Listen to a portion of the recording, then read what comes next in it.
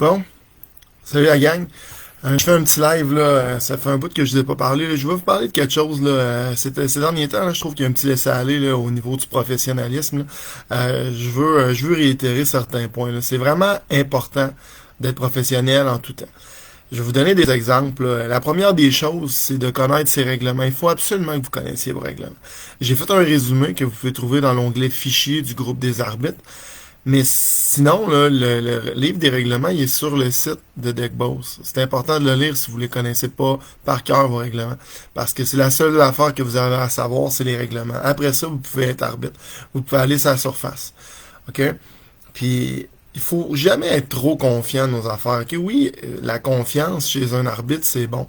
Mais de la confiance mal placée, ça peut devenir un couteau à deux tranchants. Parce que si vous n'êtes pas certain de vos règlements à 100%, et qu'en plus, vous y allez avec de l'arrogance en disant, oh oui, c'est ça le règlement, je le connais très bien, puis que c'est pas ça, ben vous vous tirez dans le pied, puis vous avez juste l'air cave. OK? C'est important de bien connaître ces règlements.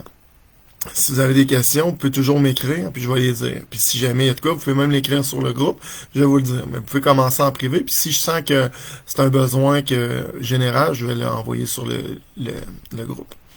À part de ça, si vous voyez qu'un collègue là, fait un mauvais call, par exemple, là, puis là, je vous parle pas d'une question de jugement. Peut-être pour les plus expérimentés, vous pouvez peut-être donner votre opinion à l'autre, mais ça se fait tout le temps discrètement entre les périodes. Jamais le dire haut et fort pour que les joueurs entendent, pour ne pas discréditer l'autre. OK? On fait jamais ça, discréditer l'autre arbitre. Même si on n'est pas d'accord, on n'est pas obligé de l'endosser à 100%, puis de dire, oh, oui, son call était excellent, puis après ça, aller le voir en deux périodes, dire, boy, c'était pas un call. On n'est pas obligé de faire ça. Mais vous dites jamais, attends, vous êtes à l'autre bout de la surface, vous dites jamais, boy, c'était pas un call, nanana. Vous faites pas ça. Vous discréditez votre autre, puis il est mort pour le reste de la game. Puis peut-être même pour le reste de l'année, parce qu'après ça, tu sais, les joueurs vont se servir de tout ce que vous allez leur donner contre vous. On est déjà l'ennemi public, mais si en plus les arbitres s'entendent pas, ben là après ça, ils vont en reparler pendant le match, puis pendant les semaines à venir. Ça arrive souvent qu'on se fait dire, ouais, mais l'autre fois, l'autre arbitre, hey, l'autre fois, c'était l'autre fois, là c'est là, puis moi, c'est ça que je pense que c'est le règlement. OK? Donc, c'est le règlement que j'applique, puis on va jouer avec ça. Après ça, vous pouvez venir voir. Si vous êtes sûr à 100% que vous avez le règlement, là, vous pouvez dire, regarde, c'est ça le règlement. Tu iras les lire si t'en doutes, là, mais je te garantis que c'est ça. Puis tu sais, même en fin de semaine, il y en a qui ont dit à d'autres arbitres, ouais, mais l'autre fois, Jason, OK, arrêtez d'embarquer là-dedans, OK? Ils vont tout le temps essayer de vous mettre un doute dans votre tête. Fait soyez juste professionnel, connaissez vos règlements, puis appliquez-les à la meilleure de vos connaissances, OK? Sans être arrogant. Ça, c'est une autre affaire, là. L'arrogance, là, arrêtez ça. OK, j'ai passé par là, j'ai été le pire, là. J'ai été un des arbitres les plus baveux. Puis j'étais fier après ça de raconter à Samson, là, que je n'avais cassé un et disant une remarque cinglante, mais avec l'expérience puis le temps, tu te rends compte que ça sert à rien. Ça sert à rien. Je veux dire, j'arrive chez nous, puis je me fais pas acclamer. L'autre arrive chez eux, il est pas démoli, puis ça changera pas sa façon d'être. Soyez poli, puis dites les choses. Puis peut-être que de cette façon-là, vous avez plus de chances de faire changer des comportements problématiques. Bien plus que d'essayer de casser quelqu'un. Puis de dire des fans de ta gueule, puis nanana. Faites pas ça. Puis je le sais que c'est tough. Puis je l'ai fait. OK? Je vous blâmerai pas de le faire, mais je vous trouverai jamais hâte de le faire. T'sais. Je l'ai fait, puis avec du recul, ben j'étais capable. Puis de dire aux autres que vous connaissez plus le hockey qu'eux autres, puis que vous êtes meilleur qu'eux autres au hockey, ou peu importe, là, ben faites pas ça. Vous gagnerez pas. Même si c'est vrai, même si vous avez la meilleure remarque au monde, tout ce que vous allez faire, c'est avoir l'air d'un esti de prétentieux.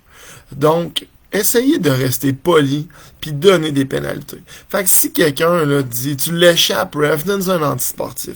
S'il dit t'es vraiment le pire que j'ai vu de ma vie, là, ben donne-lui une expulsion de match. Puis s'il continue, écris-moi un rapport, on va le suspendre. C'est ça que je veux qu'on fasse. Je veux pas que vous commencez à rentrer dans l'argumentatif avec ce monde-là. Tu sais, surtout les gens là, les plus récalcitrants comme Nick Boffonino, tu sais, entrez pas là-dedans. Ben, c'est sûr que il y en a des nouveaux qui vont apprendre à le connaître, là, mais Tu sais, puis je parle de lui, il y en a d'autres, là. Mais, tu sais, il n'y a rien à faire avec ce monde-là. Sortez-le, là. Puis, il va se la fermer, sinon il va avoir des... je veux dire, tu sais, comme l'autre fois, c'est lui, là, qui a utilisé mon nom en exemple, là. Il a pas à mettre mon nom dans sa bouche, là. Moi, je le sors à toutes les fois, Nick Boffolino, là. Fait que, il faut pas qu'il parle de moi, là, comme étant un exemple, là.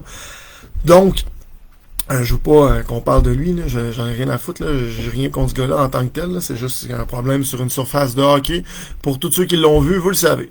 Donc, sur ce, soyez professionnels. Arrivez propre, avec un chandail d'arbitre, avec des pantalons noirs, pas des jeans, pas un maillot de bain, des pantalons noirs, des culottes courtes ou des pantalons noirs.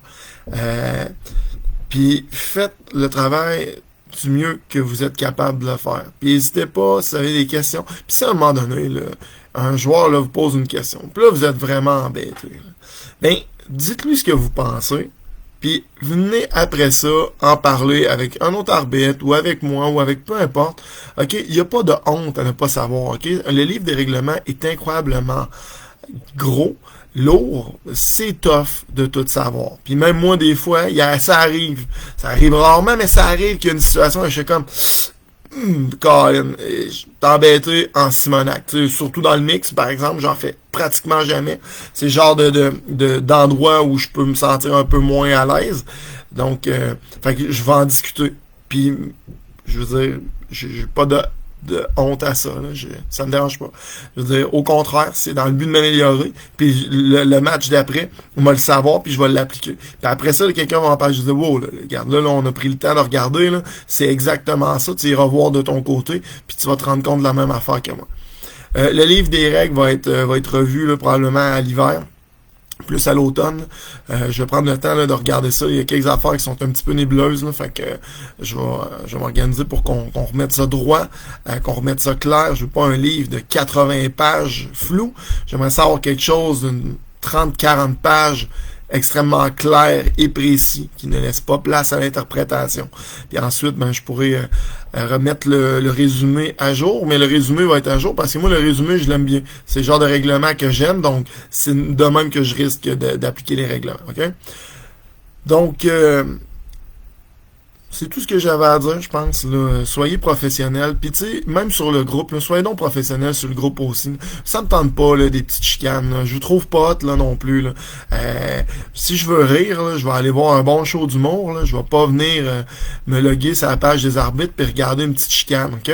On est des employés. On a un travail à faire. Ça me tente pas que ça devienne une garderie. Peu importe là, que ce soit.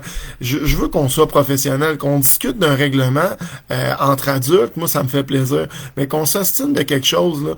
OK, on est tous différents. On a tout notre caractère, notre attitude, on gère tous les matchs différemment, ça arrive qu'on va dire de quoi. Puis encore là, quand un joueur va vous dire quelque chose par rapport à un autre arbitre, n'oubliez pas là, que eux, leur but, c'est de nous discréditer très, très, très souvent. Donc ça se peut que ce soit même pas vrai ce qu'ils vous disent. Là. Fait qu'après ça, si vous nous ramenez ça sur le groupe, ben là, il part une guerre sur un oui-dire de quelqu'un que, tu sais, je veux pas, puis arrêtez, les joueurs arbitres, là, arrêtez de vous mettre dans la peau des joueurs, OK? Moi, là, je m'en fous des joueurs, OK? Moi, je regarde les arbitres, puis on va s'occuper des arbitres. Après ça, Henrik s'occupera des joueurs puis des choses comme ça. Je veux dire, j'ai déjà été joueur, j'ai une tête sur les épaules, là, on va pas faire des règlements qui sont complètement ridicules puis qui vont mettre à risque les joueurs. Mais non, je veux pas non plus qu'on se mette du côté des... Comme par exemple, pour les breaks de chaleur, oui, OK, les breaks de chaleur, je suis d'accord, on peut donner un petit 15 secondes, 20 secondes pour que les gardiens prennent une pause supplémentaire pour prendre de l'eau. Puis encore là, on leur permet toujours de boire de l'eau. C'est juste qu'à un moment donné, il faut que le programme finisse. Là. Parce que nous, là, moi, je pense les dimanches, je les ai toutes faites là, en juillet, là, ben, quand il fait 35 dehors, là, après 6 heures de temps dehors, là, le break de chaleur, les breaks de chaleur des gardiens des derniers matchs, par exemple, là, j'en ai rien à coller. Moi, je suis complètement déshydraté, j'ai mal à la tête. Et eux, ils me disent, hey, je vais te avoir mon break de chaleur. Je dis, moi, je l'ai-tu, mon esti de break de chaleur? On prend pas un break à tous les 5 minutes pour prendre un Gatorade, là. Fait que, Et je veux juste qu'on fasse preuve de jugement, puis ça va bien aller, ok? Donc, j'arrête là-dessus, la vidéo est déjà assez long. Je vais faire un petit post aussi. Moi, je pars en vacances, là, donc vous regarderez, je vais faire un post là, pour faire peut-être là, la fin de la première la fin de la première semaine de septembre, étant donné que je vais revenir de voyage, je n'aurai pas le temps de m'occuper de ça. Donc, vous me donnerez vos dispos pour ces 2 journées-là, puis on va faire ça comme ça. Bonne journée tout le monde!